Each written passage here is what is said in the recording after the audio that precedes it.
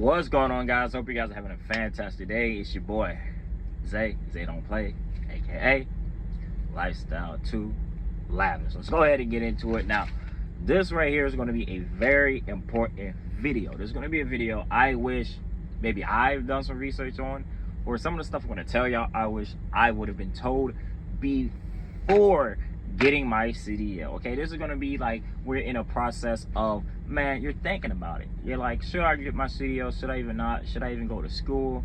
Should I not? What are my options? Should I even get into it? Guess what? We gonna get into it. All right, first things first. We're gonna start with some history, baby. So y'all, sit down in the classroom. This is history class time. Let's get into it. All right, so first thing first. I do have if y'all like, what is this? This is my notes. I put notes because I really want to hit on some points for y'all to make sure y'all get some great value, some gems. You know what I'm saying? I put y'all on some game, so I can't be slacking out here. So let's go ahead and go to your history matters. So I say, what you mean my history matters? Your driving history matters. Your criminal history matters. And when you get higher up to some of these other companies, these tier 2 companies, I like to call them, those are companies going to pay a little bit more, but we'll get into that later. Okay, your work history is going to matter, so we're going to get into that. First thing first, your driving history matters. For those of you who don't know, your boy has a speeding ticket. Okay, I have a speeding ticket, and one speeding ticket, that's all I ever got on my record, is one speeding ticket. But my speeding ticket is 25 miles an hour over. Now you're probably like, yo, you're tripping. Was I? Absolutely. But hey, when you have a muscle car, it happens. You feel me? It happens. You be cutting up, man, and sometimes, hey, look, you get knocked by them boys. You feel me? So 25 mile an hour over speeding ticket. Okay, now that happened almost 3 years ago now, so that's going to fall off. But I want to tell you guys this: that speeding ticket single-handedly has kept me in starter companies. I can't go anywhere else to the tier 2 companies. I'm stuck at places like Warner, Swift. I'm with CR Go now. They're pretty decent, but anything that's a starter company that's like not going to be top pay, that's not going to pay you what you're like really think you're going to make in trucking, we're going to get in that too, it's going to be a problem if you're stuck at starter companies. Okay, that's the first thing. Your history matters. So if you got something like accidents on your record, that's something that going to be tough. If you got something like excessive speeding tickets, if you have any suspensions, anything like that. Of course, the suspensions are like, those are really case by case, depending on how severe they are. Like a parking ticket, you might be all right, but if it's something crazy, you're out of there. You see what I'm saying? And so usually, let's go back to the speeding. Usually, the companies are okay with 15 and under. 15 and over, you're done. You're done. So if you have one ticket that you're like, man, well, yours is 25 over, mine is only 16 over, you're cooked. You're in the same boat as me. 16 over, companies are going to tell you, no. We're not having that. Okay, so just understand that if your driving history is a little bit shaky, the best thing before you spend time, effort, money into this, right, is to do your due diligence. Okay, go ahead and call some of these companies. Go ahead and say, hey, look, I don't even have my CDL yet, but I want you to know, with my record, would I be okay coming to your company? Would you guys accept me? And so a little bit of game about that. If they say yes, you're good. If they say maybe, take it as no. And if they say no, obviously it's going to be no. Okay, so definitely do your due diligence, and that's going to be the running theme of this video. Due diligence. Y'all do your due diligence. If you're watching this video, you're already doing a good job, but continue to call. All right, you watch the video. Now what are you going to do? Apply what you heard, apply what you learned. Call. Okay, call these people. Make sure that y'all are actually putting in the work with calling, telling them straight up, this is what I have on my record, whatever the case is, right? So you can get a real answer. Okay, do that, and y'all not gonna waste your time. You're already gonna know what situation you're in and where you're standing. Okay, so Your driving history obviously matters a lot. Let's talk about something else. Your criminal history. I got a boy right now trying to get his CDL. And I said, hey, look, tell them folks what is on your criminal history. He don't have anything crazy, right? He doesn't have anything crazy. But companies will look at your criminal history and say, nah, bro, we're not even fooling with that. We're not even fooling with that. Tier 1 companies will take you, but that's not the goal. The goal is to not get into trucking and stay with a tier 1 company, okay? I'm gonna touch on what a tier 1, tier 2 company is, whatever the case is. So y'all can say, well, what are you talking about? Say, what is a tier 1 company? What is a tier 2 company? What is even tier 3 company? You feel me? So we're gonna touch on stuff like that. All right, but let's go ahead and get into this. Your criminal history matters. Now, obviously, certain charges are gonna certain charges are gonna have more weight than others. You know what I mean? It's gonna be a little bit harder to shake in and out of certain charges. Now, for sure, if you were caught playing in traffic, you feel me? You was caught, you know, going back and forth across state lines. And hey, maybe not even state line, maybe just in your neighborhood. You feel me? You were a traffic guy. You see what I'm saying? You picking up what I'm putting down? All right, follow me now. Don't lose me. Follow me. So, if you have something like that, the problem is that they're going to think you're doing that in their trucks, that you're going to try to do that in your trucks. They are not going to have it. Companies aren't going to have it, okay? My boy, he doesn't have that similar charge to that, but it's like he does have a charge, but his charge, I don't know exactly what it is, but it's something that's like non-violent. You see what I'm saying? It's a non-violent crime. And he's calling tier 2 companies. And the tier 2 companies are like, no way, Jose, we're not going for it. We're not going for it. Yeah, that's not gonna cut it. Okay, so understand, guys, that's what you want to do. Okay, tell these recruiters what's on your record, what, you know, what their charges is. Of course, don't do anything crazy like going into detail, but just tell them, hey, look, you know, it was 5 years ago, or it was 2 years ago, it was a year ago, I got caught, you know, playing in traffic. They gave me like a year, they gave me probation, whatever they put you on. You feel me? And let them know and see what they say. Tier 2 companies. Now, tier 1 companies, okay? Let's go ahead and get into that for a second. I feel like y'all are probably like, what are these tiers? What are these tiers? Tier 1 companies are starter companies, to say the least, okay? Excuse me, starter companies. And that's it. Keep it same, plain simple. Starter companies. It's your Schneiders, it's your Primes, it's your Warners, it's your Swifts, it's your Night Transports, it's your CR Englands, it's your starter companies that as soon as you get out of CDL school, they're like, come on, we'll take you. Most of them are mega carriers. It's pretty much your big mega carriers are, you know, your tier 1. Tier 2. Tier 2 are going to be a little bit smaller companies. I would say stuff, what is a good? Stuff like, I would say like Melton's a good one. Like a smaller one. I would say Melton, like Cypress. Stuff that's going to pay, I don't want to say like, I think like J Seal, that's a tanker company. You know what I mean? Stuff like that are like, okay, I've seen these around, and they're maybe like a Oakley Transport, something like that. You feel me? To where it's like, you're gonna need like a year of experience to get in. And so it's like, I would say like middle lane. It's not the starter. It's not the top. It's right there in the middle, okay? Or at least some type of experience. Now, tier 3 companies. That's the companies that y'all want. That's the 100K, the 100K. That's your Walmarts. That's your UPS. And if you don't know what UPS is paying, look up what UPS is paying. But I believe you have to work in a warehouse first, and then be on like a waiting list. Yeah, they go by seniority, so you got to be on like a waiting list, and it goes by seniority. There's no telling how long it's going to take for you to get that driver position. But if you get that driver position, UPS is paying crazy. Do you hear me? UPS is paying that check.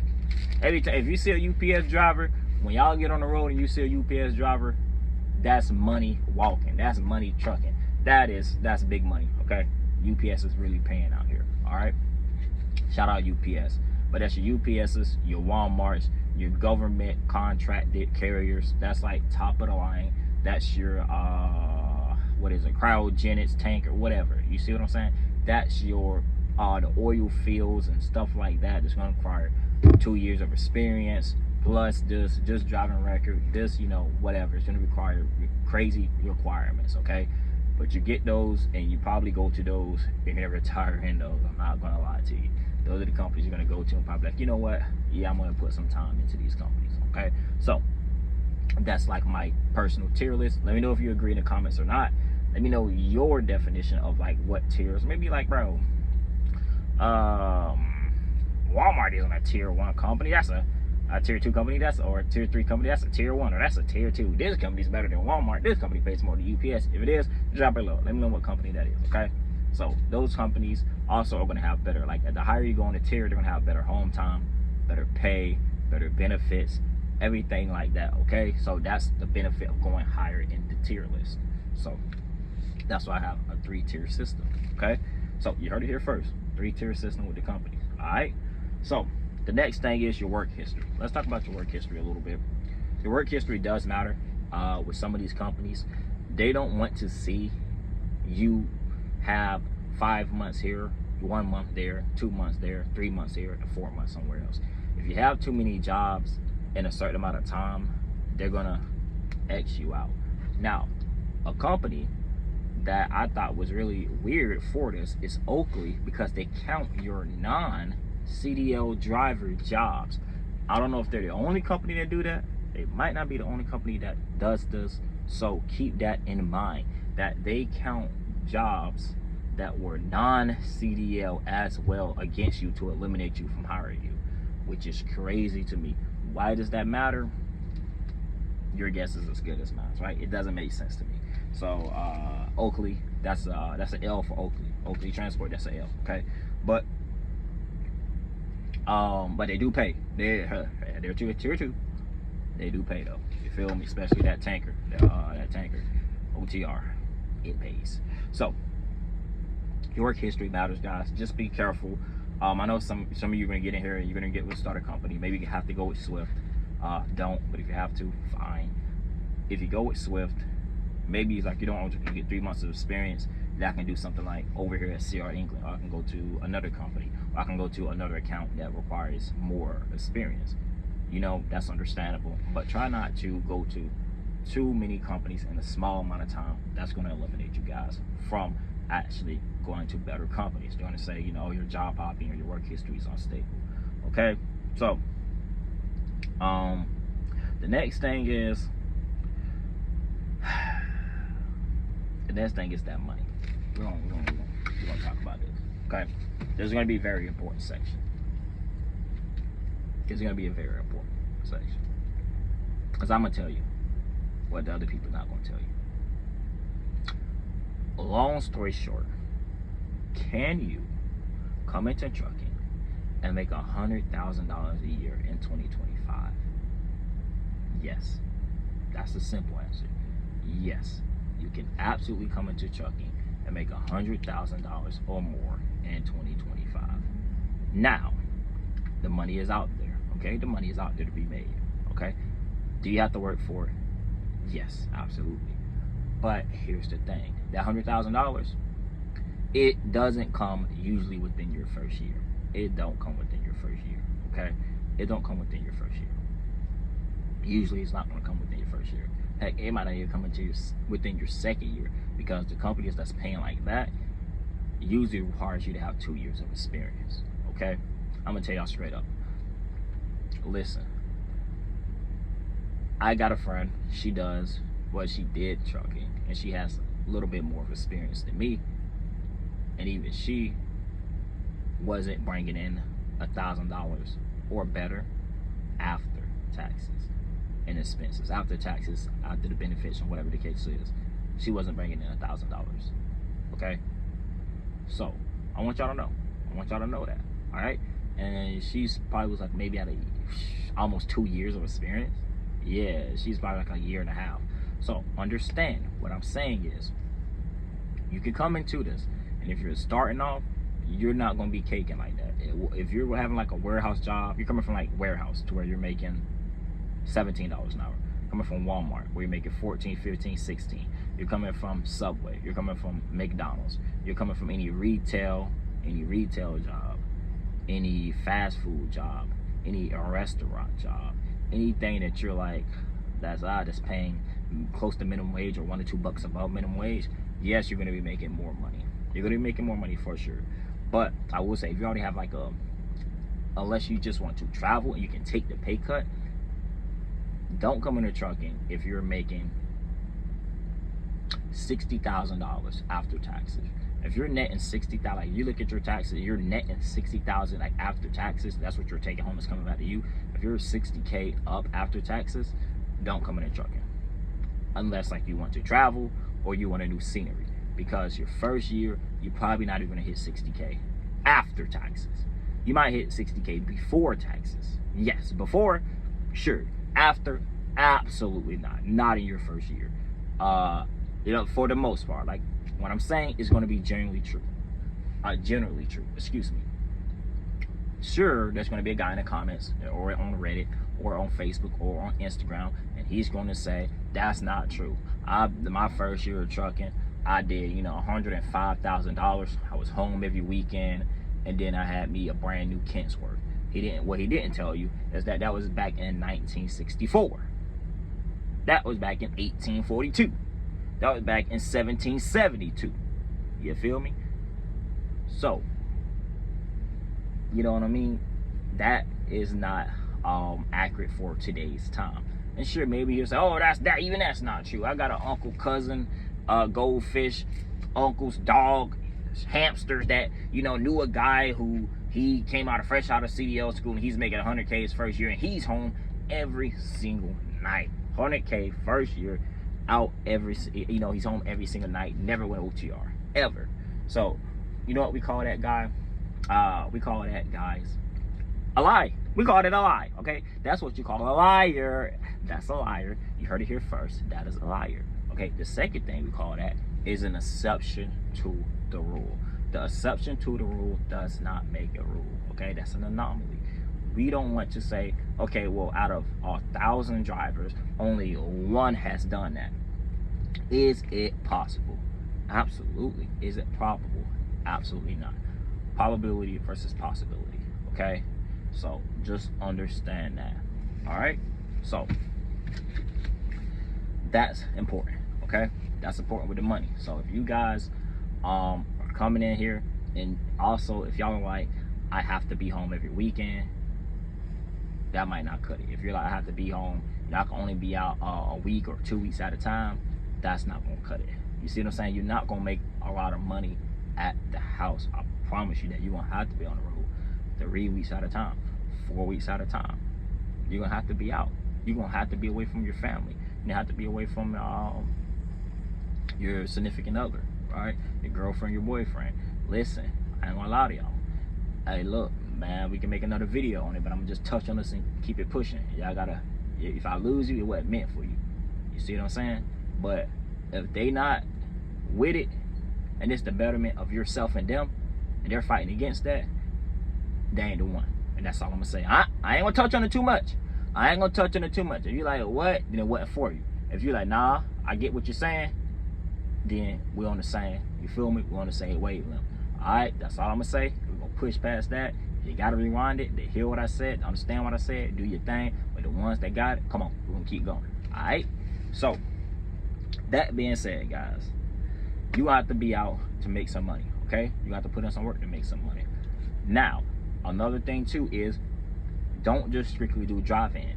Money is not just strictly in drive-in. You're gonna have to do hazmat. You're gonna have to get your hazmat, your triples or doubles, your tanker. You're gonna have to maybe you can do fuel hauling. You can do car hauling. You can do heavy hauling. Heck, you can do reefer. You can do flatbed. That stuff is gonna pay more than just regular dry van. Okay, so you're gonna have to specialize in something. You have to become a specialist and not just a person who just hauls straight dry van or just regular goods. So definitely look into which one you want to do, and it's going to pay a little bit more because there's a little bit more you're going to have to know, you're going to have to do, and it's just going to be more more, I don't want to say skill based. Well, yeah, I guess I can say skill based. More skill based, right? It's going to be a little bit more skill based, guys. So that's another thing too. You're gonna have to get your endorsements and actually use your endorsements. So if you're like, oh well, I don't want to drive tanker because it can go boom, well, that's fine. There's other options in tanker that isn't hazmat related that you can do. You know what I mean? If you're like, I don't want to do flatbed because I don't want to have to secure the load, fantastic. Go tanker, go car haul. Well, even car haul, you got to secure the load. So it's just certain stuff that you guys have to understand that you're gonna have to do to make more money other than just pulling straight dry van. You know, so understand that. And like I said, you're gonna have to be out. Now if you want home every single day and you want that check, there's not too many jobs that's gonna pay you something crazy like 100K plus home every day, you know, and out the gate.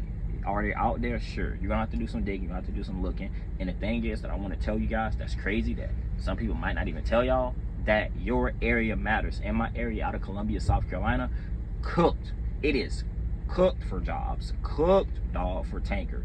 Like, yeah, you got some tanker, but I'm talking about, like, I've seen tanker jobs out in Texas.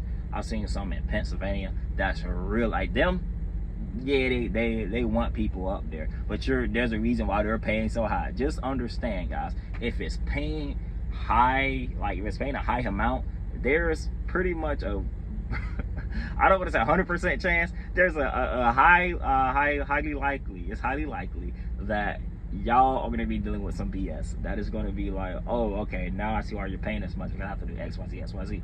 Oh, that's why you're paying so much, because the streets and turns I have to make are like this small, like that small. You feel me? So you're going to have to deal with some stuff. You're going to be some driver unload. There's going to be some driver load, whatever the case is. You know, hey, look, but the money's out here to be made. Can you make 100K in trucking in 2025 Ford? Absolutely. Is it going to be your first year? Absolutely not. Would it be your second year? Probably not. You know what I mean? Probably not.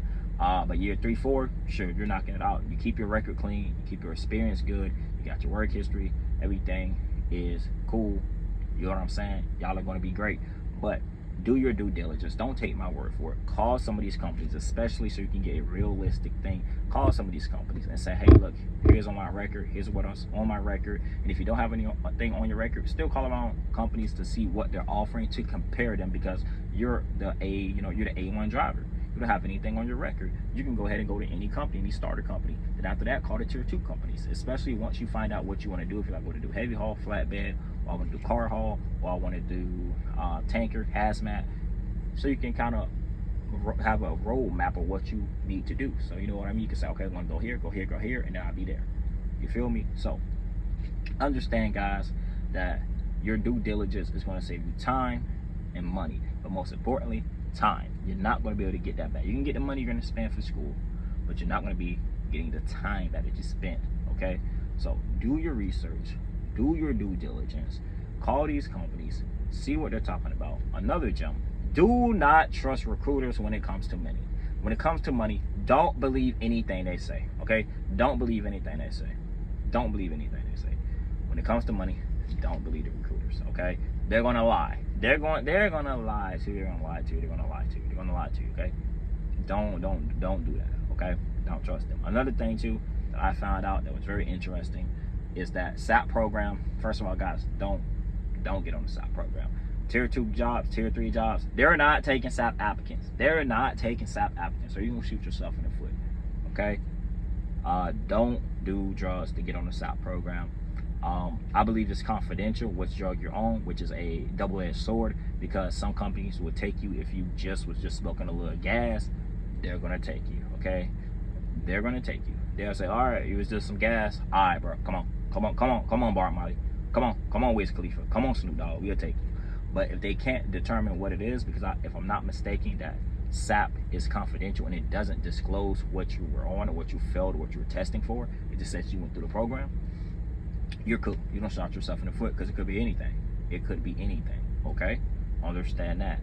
Now, the last thing is, before I let you guys go, is don't do a lease program. I have not ran into one person who've done a lease purchase that was great. Are people out there, they'll probably say, no, it's good. Sure, Are there many of them? No, absolutely not. Remember, guys, possibility versus what?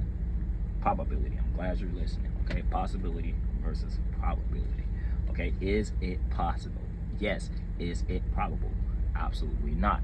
So understand that lease purchase program, leave it alone. I don't care if it's a walk-away lease. Leave it alone. Stop. Like when your parents tell you the stove is hot and you're still touching it, you get burnt. That's some of y'all. I'm gonna let you burn your hands because I just told you. Stop. You gonna come back. You gonna comment, man, lifestyle too lavish, bro. You count out, bro. I don't care about none of that, bro. I'm gonna get my own truck lead program. I'm gonna be good. Woo, woo, woo, woo. And then your dumb man gonna come right back in about a month and a half. Dang, lavish. Hey, bro, I ain't even gonna lie. He was not count out, bro. You know what I'm saying? They let me do the lead program, and I'm making less money as a lease operator than I was as a company driver, bro. Hey, I'm my bad, lavish. No, don't tell me my bad, because I'm telling you right now. I'm telling you right now. All right? That's you. Now, if you go out there, you get on lease program, and then you sit here, and you looking stupid because your checks used to be $1,400. Now it's just $100. Yeah. That's on you. That's on you, my boy. I'm like, I told you. I ain't even gonna feel bad for you. I ain't gonna lie, I'm not gonna feel bad because I told you. You know what I'm saying? But that's it, guys. Hope you guys got some value out of this video. Please share this with somebody who is thinking about going to CDL school, who is thinking about, you know, getting their CDL, who's, you know, just thinking about coming into the trucking industry in general. Share this so they can save themselves some time and money. But most importantly, what? Time. Because they're not going to be able to get that back. All right? Appreciate y'all for rocking with your boy Lavish. And I'm going to see you in the next one.